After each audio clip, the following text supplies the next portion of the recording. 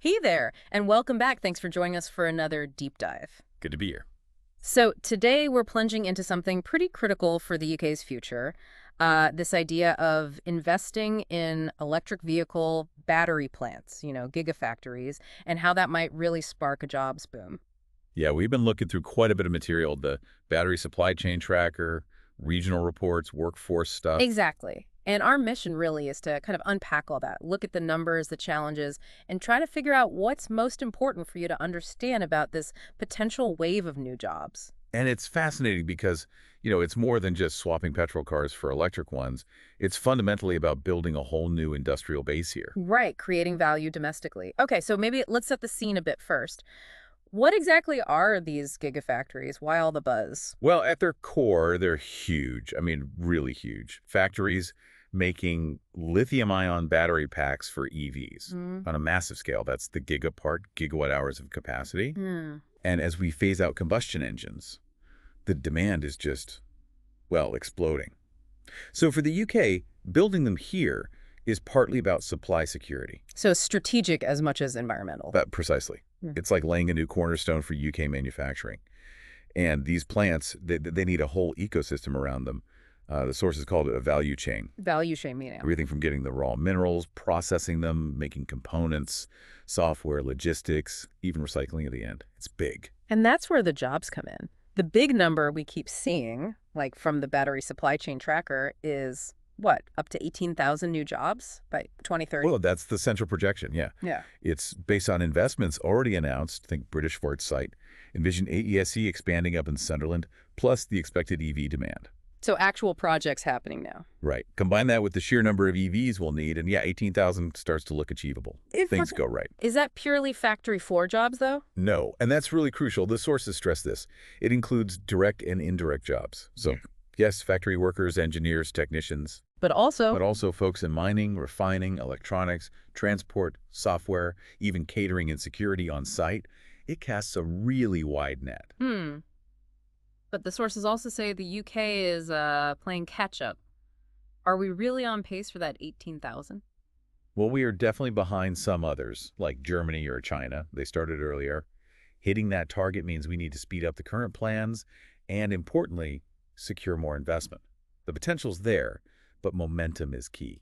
And that momentum could really lift certain regions, couldn't it? The Northeast Northumberland, Sunderland gets mentioned a lot. It does. Those areas often have the right mix, industrial history, available land, local universities, training engineers. Big plant can be a huge economic driver, especially where older industries have faded.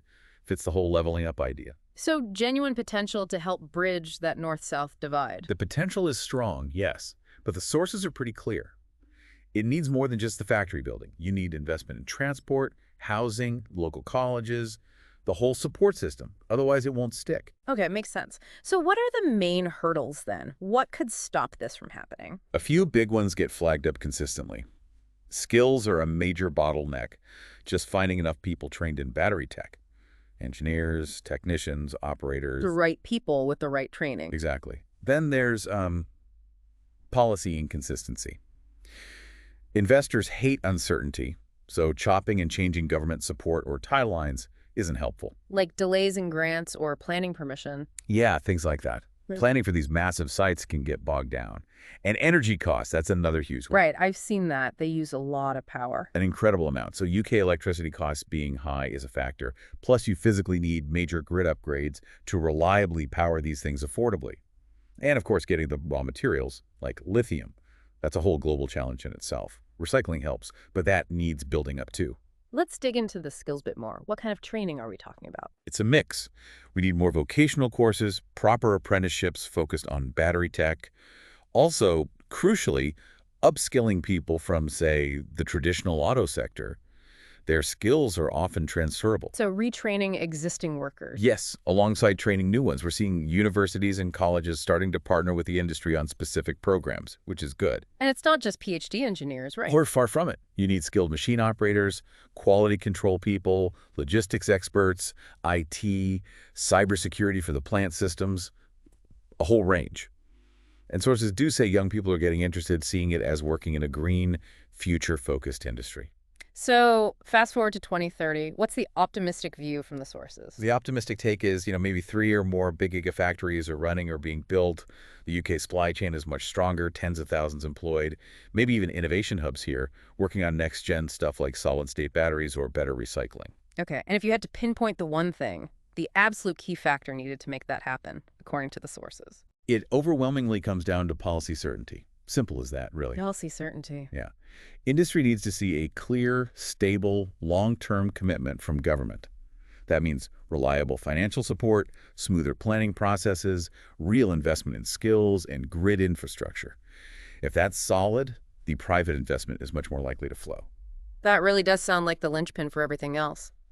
Well, this has been incredibly insightful, getting into the potential and the real-world challenges. My pleasure. It's definitely a complex but very exciting space to watch. And thank you, as always, for joining us.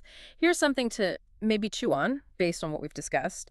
Given how much this job's potential hinges on overcoming these very practical hurdles, policy stability, skills training, energy supply, how does understanding those specifics maybe change how you think about the UK's EV transition, or even just about job creation where you live? Something to consider. We'll talk to you soon.